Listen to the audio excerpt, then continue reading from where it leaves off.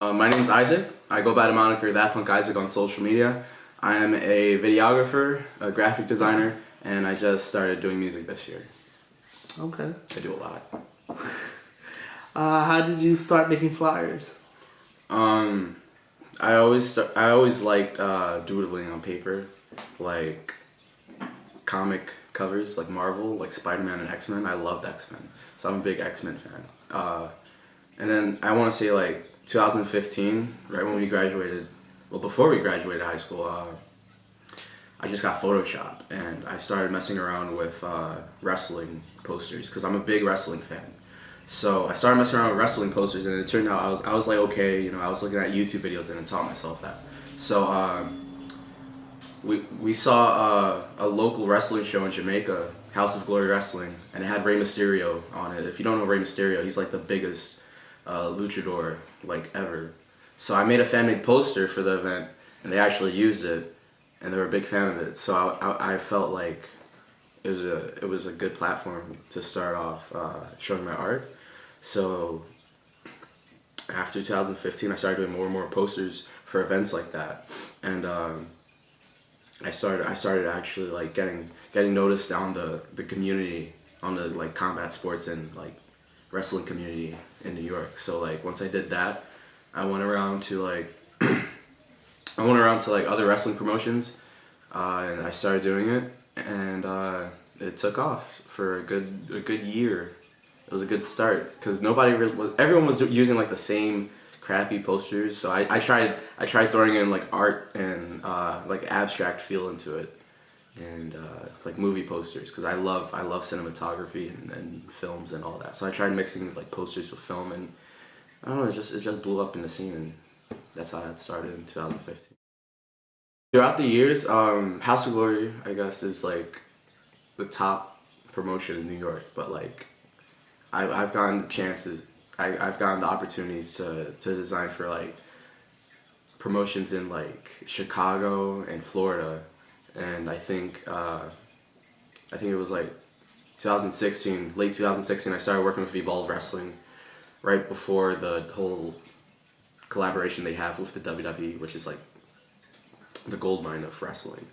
So I did work with Evolve, and that kind of blew up on social media, which spread opportunities online for like AEW in Chicago and California and Seattle. All my artwork was going around like the whole scene in America, so it was pretty cool. How did you transition into recording the shows? From making the poster to now you're recording the show. So I'm a big wrestling fan, like I said, and before I even did the artwork, I always wanted to get some way, shape, or form into the wrestling business, even if it's like recording a show and recording a whole event.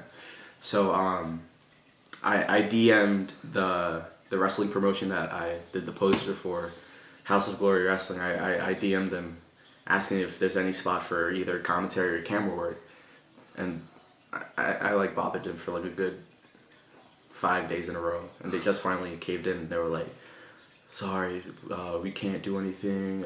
Please." I kind of got the vibe like, "Please stop contacting us."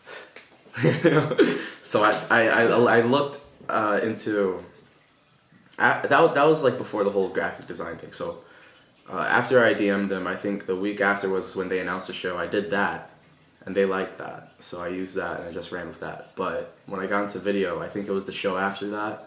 I did research onto who does their videos, and it was Big Hodge. Shout out to Big Hodge. Big Hodge got me into the scene really after the whole graphic design thing because I hit up who recorded their shows, even though they said no.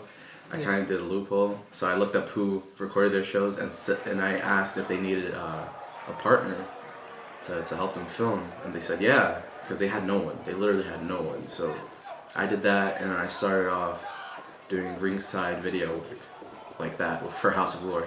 I remember the first time I went to their headquarters, and they were surprised because they wouldn't expect like a fan to go all the way to their headquarters and say hi and like tell them about the video work. They didn't expect me because when the owner first saw me, he was like, "Wait a minute, we said no to you?"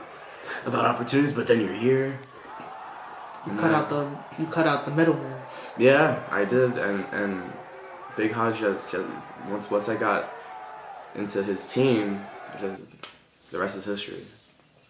I want to say after a good like 6 months, I got the gist of how things went in the recording aspect. I didn't even know how to use a camera, but now I got really into it. I've went through sleepless nights editing and teaching myself stuff on YouTube, and after just helping recording stuff ringside, I actually started to produce my own work on the side, like music videos and highlight reels, and they liked it, so they put me in that position for some time in the editing behind the scenes work, and that kind of branched off to getting opportunities for Game Changer Wrestling in New Jersey.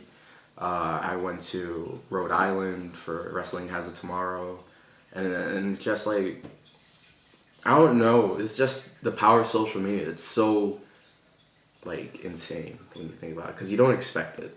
I didn't expect it, so it's crazy. Now in House of Glory, I'm one of the head media producers and editors there. So I do everything on their website.